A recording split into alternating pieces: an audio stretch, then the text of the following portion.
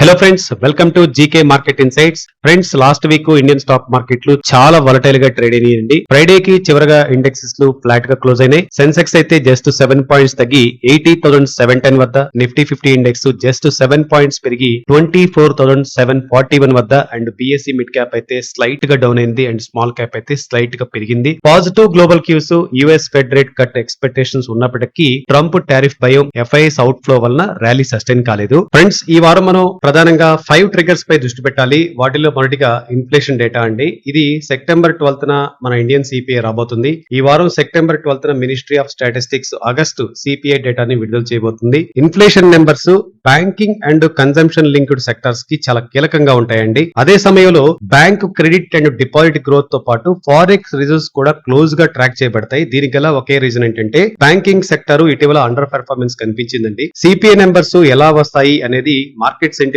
మరియు sector movement పై direct గా ఇంపాక్ట్ చూపిస్తుంది. Next trigger on US macro data plus ECB rate decision అండి. గ్లోబల్లీ ఈ వారం చాలా డేటాలు ఉన్నాయండి. ముఖ్యంగా US CPI, PPI, jobless claims, consumer sentiment వంటి ఇండికేటర్స్ అన్ని ఫెడ్ పాలసీ ఎక్స్పెక్టేషన్స్ ని షేప్ చేస్తాయని చెప్పుకోవచ్చు. అదేవిధంగా యుఎస్ జాబ్ రిపోర్ట్, ముఖ్యంగా non farm payrolls, unemployment numbers వచ్చే సెప్టెంబర్ ఫెడ్ మీటింగ్ ని ఒక కీలక ట్రిగ్గర్ అవుతుందన్నమాట. మరోవైపు ఈసీబీ, యూరోపియన్ సెంట్రల్ బ్యాంక్ కూడా ఈ వారం తన రేటు డెసిషన్ ని అనౌన్స్ చేయబోతుంది. దీని ప్రభావం గ్లోబల్ క్యాపిటల్ ఫ్లోస్ మీద అండ్ యూరోపియన్ సెంటిమెంట్ మీద డైరెక్ట్ గా ఉంటుంది. Next trigger and regular trigger Trump tariffs అండి. యుఎస్ ప్రెసిడెంట్ డొనాల్డ్ ట్రంప్ ఒక కొత్త ఎగ్జిక్యూటివ్ ఆర్డర్ సైన్ చేశారు కదా. దీని ప్రకారం 45 categories like nickel, gold, metal, pharma compounds and chemicals పై అలైన్డ్ ట్రేడ్ పార్ట్నర్స్ కి 0 ఇంపోర్ట్ టారిఫ్ ఇవ్వచ్చు అనుకుంటున్నారు. ఇది సెక్షన్ 232 నేషనల్ సెక్యూరిటీ లాలో ఇంపోజ్డ్ డ్యూటీస్ కి ఒక ప్రత్యామ్నాయంగా భావించబడుతుంది. అయితే గ్లోబల్ ట్రేడ్ నెగోషియేషన్స్ ఇంకా అన్సర్టనిటీలో ఉన్నాయి. కానీ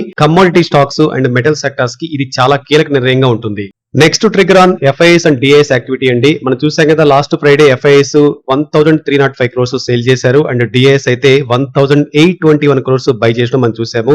year to till date picture కనుక మనం ఒకసారి చూస్తే ఎఫ్ఐఎస్ 2.15 lakh నెట్ సెల్లర్స్ గా ఉన్నారు అండ్ డిఐఎస్ అయితే 5.24 lakh నెట్ బయర్స్ గా ఉన్నారండి. ఈ institutional inflows and out flows నే షార్ట్ టర్మ్ లో మార్కెట్ డైరెక్షన్ ని డిసైడ్ చేస్తాయి. నెక్స్ట్ అండ్ ఫైనల్ ట్రిగర్ అండి, గోల్డ్ ప్రైసెస్ అండి. గోల్డ్ ఇంటర్నేషనల్ మార్కెట్ లో $3,600 పర్ ఔన్స్ వద్ద రికార్డు హై చేరింది. మనం చూస్తున్నాం కదా. యుఎస్ వీక్ జాబ్స్ డేటా కారణంగా ఫెడ్ రేట్ కట్ ఎక్స్పెక్టేషన్స్ పెరిగిపోయినాయండి. దాంతో బులియన్ లో సేఫ్ హెవెన్ డిమాండ్ భారీగా పెరిగింది. డొమెస్టిక్ మార్కెట్ లో కూడా అదే ఇంపాక్ట్. ఇటు ఎంసీఎక్స్ గోల్డ్ ఫ్రెష్ హై అయితే 1,07,807 పర్ 10 grams కి తాకింది అండ్ 1,07,740 వద్ద ఫైనల్ గా క్లోజ్ అయింది. ఈ వారం మొత్తంగా చూసుకుంటే ఎంసీఎక్స్ గోల్డ్ 3.8% గెయిన్ అయినట్టుగా కనబడుతుంది. గోల్డ్ టెక్నికల్ గా చూస్తే ఎంసీఎక్స్ లో సపోర్ట్ అయితే 1,06,450 ఉంటే స్ట్రక్చరల్ బుల్లిష్ ఉంటుందండి అండ్ రెసిస్టెన్స్ అయితే 1,07,260 క్రాస్ అయితే కనుక, అంటే ఈ రెసిస్టెన్స్ ని క్రాస్ అయి ఫర్దర్ అప్ సైడ్ ఓపెన్ అవుతుంది అనుకుంటున్నాం. ఫ్రెండ్స్, ఫైనల్ గా నిఫ్టీ అప్డేట్ కూడా చూద్దాం.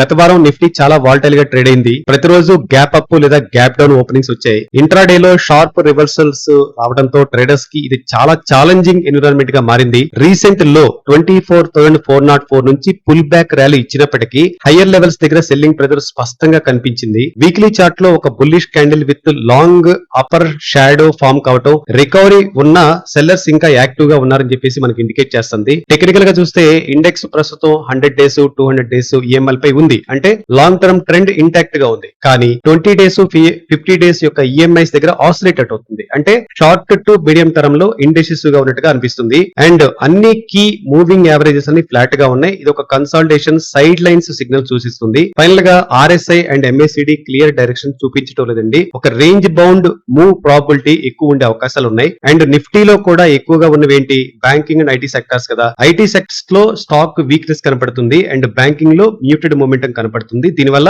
ఇండెక్స్ అప్ సైడ్ కి ఒక క్యాప్ అయింది. సస్టైన్డ్ బుల్లిష్ మూవ్ రావాలి అంటే ఈ రెండు సెక్టార్స్ లో రివైవల్ అండి క్రూషియల్ అండి. సో లెవెల్స్ పరంగా చూసుకుంటే నిఫ్టీకి స్పాట్ 24,950 అండ్ 25,000 రేంజ్ లో రెసిస్టెన్స్ జోన్ గా ఉన్నాయి అండ్ సపోర్ట్లు కనుక చూసుకుంటే 24,550 అండ్ 24,000 10,500 సపోర్ట్లు కనపడుతున్నాయి. ఈ రేంజ్ ను దాటితేనే కొత్త ట్రెండ్ మూవ్ వచ్చే అవకాశం ఉంది. అంటే ఈ సపోర్ట్లన్నా బ్రేక్ అవ్వాలి లేదా రెసిస్టెన్స్ బ్రేక్ అవ్వాలన్నమాట. ఫైనల్ గా ప్రస్తుతం మార్కెట్ లో ఒక కన్సల్టేషన్ ఫేస్ లో ఉంది కదండి. బ్యాంకింగ్ అండ్ ఐటీ రీబౌండ్ అయితేనే నిఫ్టీకి కొత్త మూమెంట్ వస్తుంది. షార్ట్ టర్మ్ లో ట్రేడర్స్ రేంజ్ బౌండ్ స్ట్రాటజీని ఫాలో చేయడం బెటర్ అనుకుంటున్నాం. మొత్తం మీద ఈ వారం మార్కెట్ లో డొమెస్టిక్ ప్లస్ గ్లోబల్ ట్రిగ్గర్స్ అన్ని కలిపి వాల్టాలిటీ ఎక్కువ ఉండే అవకాశం ఉంది. సో డొమెస్టిక్ సైడ్ లో CPI, GST relief, government spending positive గా ఉంటే కనుక మనం అనుకున్న banking and infra consumption stocks కి డిమాండ్ పెరుగుతుందండి. గ్లోబల్ సైడ్ లో Trump tariffs, US inflation data, Fed and ECB decisions వల్ల information technology, metals, export linked sectors మీద ఇంపాక్ట్ ఎక్కువ ఉంటుంది.